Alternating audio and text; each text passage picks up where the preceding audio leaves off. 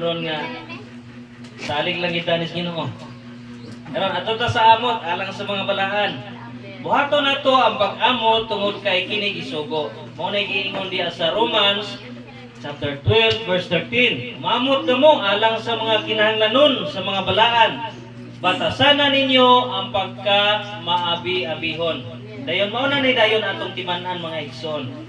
Amot alang sa mga balaan. Dili na din siya gamiton sa wala nagbalaan mga igsoon.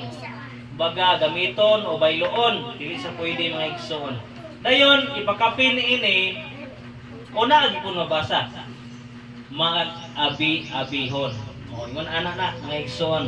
So wala nato dahuma kung makaabi-abi ta, sumala sa Biblia, magmaabi-abihon ta kay wala ninyo dahuma nakaabi-abi kamo og manlulun